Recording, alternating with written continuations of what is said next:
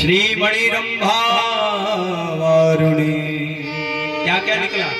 14 रत्न। अमी शंख गजरा कल्पद्रुम शशिधेनु धनु विश्वंतर विश्वा। सर्वप्रथम क्या निकला था समुद्र मंथन से? बोलो बोलो। सबसे पहले क्या निकला? विष। जब भी कोई कार्य करने जाओगे ना, अच्छा करो या बुरा हो, बुरा तो नहीं करोगे, अच्छा ही करना है। अच्छा भी कार्य करोगे ना तो सबसे पहले बुराइयां आएंगी। ये भागवत होने जा रही थी ना, इसमें भी बहुत सी कठिनाइयां बुराइयां आई होंगी, रुकावटें आई होंगी। कोई भी शुभ कार्य होगा ना तो भी सबसे पहले विश्व का ही दर्शन होता है। परीक्षित जी, ऐसे अगर आप याद हो जाए कि ऐसे लोग जो इस कथा का आयोजन होने देने नहीं चाहते थे ना, उनके लिए बढ़िया व्यवस्था करो। इस बार तो विरोध किया, अगली बार ना करें, इसके लिए इस बार उनका स्वागत हो, अभिनंदन हो। हाँ,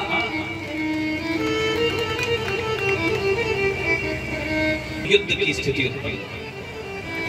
मोहिनी भगवान के द्वारा धन्वंतरी भगवान के माध्यम से जो अमृत का कुंभ लेकर के प्रकट हुए ना, उस कुंभ में अमृत को देवताओं को पान कराया गया।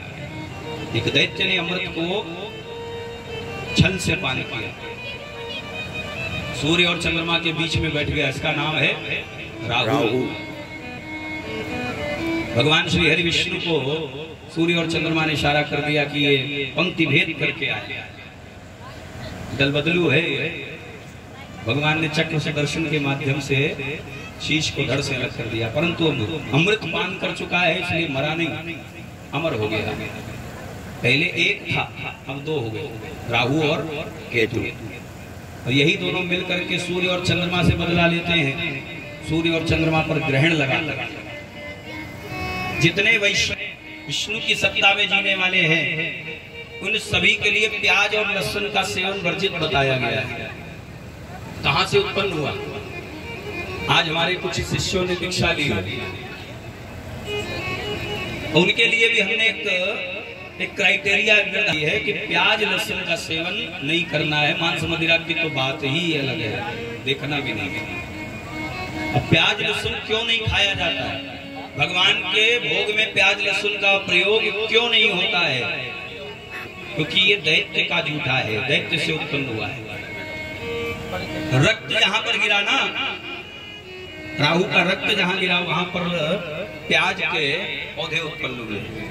अच्छा, अमृतीय गुण है, अमृत पान कर रखा ना, अमृतीय गुण है, परंतु है तो रक्त का, और वो भी दैत्य है।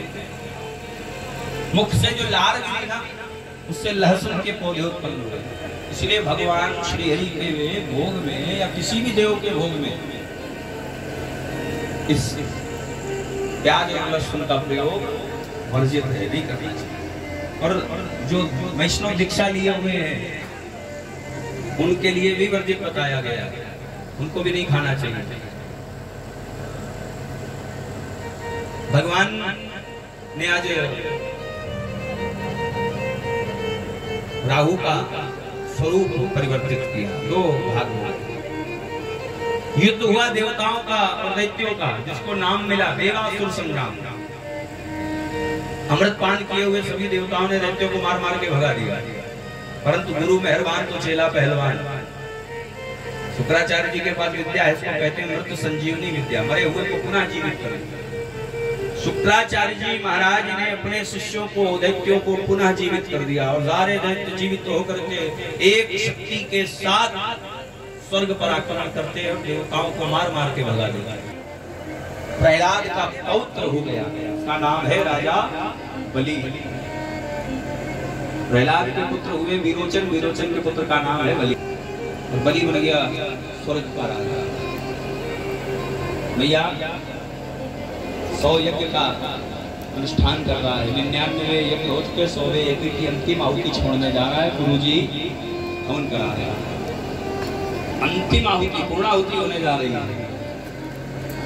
और जैसे ही पूर्णाहुति की बारी आई तो कश्यप नंदन माता अदिति के पुत्र भगवान विष्णु के अवतारी परमात्मा श्री हरि विष्णु का अवतार वामन स्वरूप में भगवान का प्राकट्य हुआ है। बोलिए वामन भगवान की। राजा बलि के द्वार पर आकर के अलग जगह खाली हाथ नहीं जाता। राजा बलि ने सुना तो आहुति छोड़नी बंद कर दी, नहीं छोड़ी साहब, उठ के खड़ा हो गया। गुरुजी बोले क्या करते हो, आहुति छोड़ के जाओ ना। बोले नहीं, जब तक याचक को संतुष्ट नहीं कर लूंगा तब तक यज्ञ होम करने का कोई तात्पर्य नहीं निकलता है। द्वार पर अगर भिक्षुक आ जाए और हमारे पास सब प्रकार की संपन्नता हो फिर भी हम उसे संतुष्ट ना कर सके तो हमारी संपन्नता को धिक्कार है। उठ के खड़ा हो गया। गुरुजी की अवज्ञा हुई। गुरुजी ने शुक्राचार्य ने श्राप दे दिया, जाओ श्रीहीन हो जाओ। गया द्वार पर, वामन भगवान खड़े, बोले क्या चाहते हो, क्या मांगते हो। भगवान बोले 3 पग भूमि चाहिए। बोले देखने में तो बड़े सुंदर लगते हो, छोटे से तो हो और देख के लगता है कि अभी तक तुम्हारा विवाह नहीं हुआ होगा, तो साहब कहो तो आपका कोई विवाह करा दें, कोई सुंदर कन्या ढूंढ के। और 3 पग भूमि का क्या करोगे। सुंदर राज्य आपको हम दे देते हैं, उसको बेपरो, उसको रखो अपने पास, नहीं देना है, बातें मत बनाओ। 3 पग भूमि चाहिए। बलि बोला गुस्सा क्यों करते महाराज, कमंडल मंगवाया, जल को हाथ में लेने जैसे ही चला तो कमंडल से जल ही न गिरे। अब भगवान समझ गए इसमें भी बहुत बड़ा राज है। भगवान ने देखा तो दिव्य दृष्टि से जो कमंडल की टोटी होती ना, उसमें शुक्राचार्य बैठे हुए हार गिरेगा तो संकल्प होगा तभी तो 3 पग भूमि मिलेगी। और शुक्राचार्य ये जानते जो आए हैं ना, ये कोई और नहीं, ये छलिया है विष्णु, ये छलने आए। अब महाराज भगवान ने कुश उठाया और कुश को उठा करके भगवान ने कहा कि लगता है कुछ कचड़ा फंस गया। जैसे ही भगवान ने चोटी में कुश को प्रवेश कराया तो शुक्राचार्य जी की एक आंख फूट गई, एक निपर फ्यूज हो गया। अब शुक्राचार्य जी आंख पकड़ के बाहर निकले। बोले गुरुजी क्या हो गया। राजा बलि पूछ रहा गुरुजी क्या हो गया। बोले मरो जाके, हमसे मतलब सब दे दो। बोले वामन भगवान की। अच्छा देखो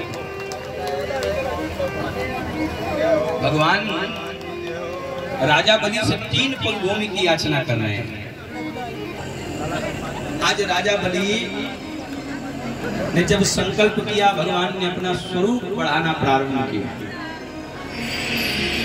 विशाल स्वरूप भगवान का होता जा रहा है। राजा बलि दर्शन हाथ जोड़ करके भगवान के सम्मुख खड़ा है। पहले पग में भगवान ने पृथ्वी से स्वर्ग तक का मार्ग तय किया। एक पग स्वर्ग पृथ्वी, एक पग। दूसरे पग में स्वर्ग से वैकुंठ। तीसरा पग जब शेष रहा ना तो भगवान ने राजा बलि से कहा तुम्हारा दान अभी तक शेष है, पूरा नहीं हुआ, एक पग कहाँ रखूं। राजा बलि बोला महाराज दान से बड़ा दानी होता है, आप मुझ पर। भगवान ने आज राजा बलि के मस्तक पर रखा और राजा बलि को सुतल लोक का राज्य प्रदान किया।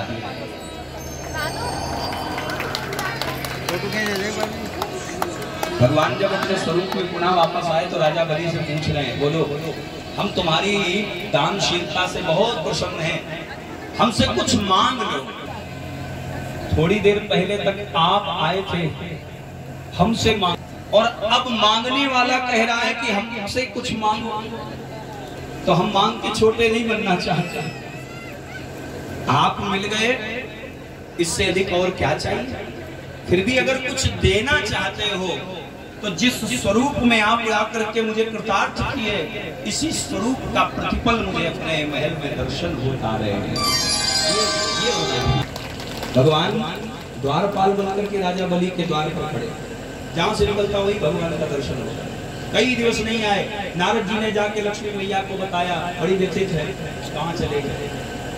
नारद जी ने कहा जाओ वहाँ राजा बलि के यहाँ पर द्वारपाल बन के खड़े, लेवा लो। भैया गई, हाथ में रेशम का धागा लेकर राजा बलि के पास पहुंची।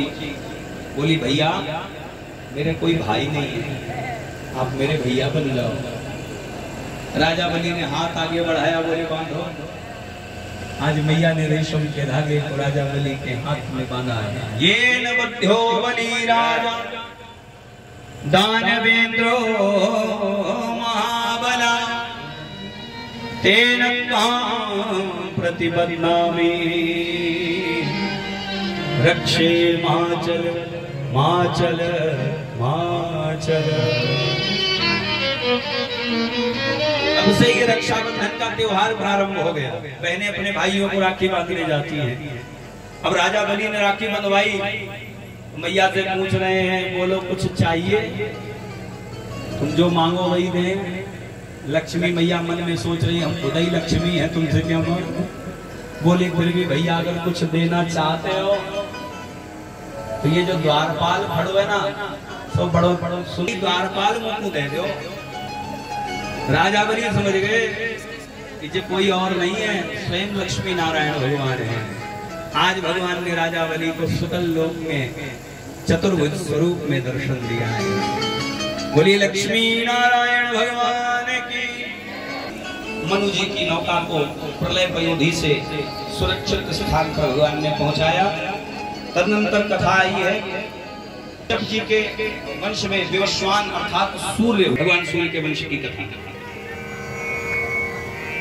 भैया गया, जिसको खा करके।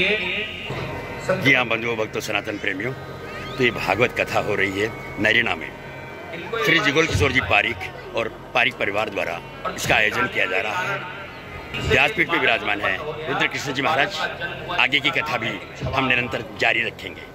जय श्री कृष्णा, राधे राधे।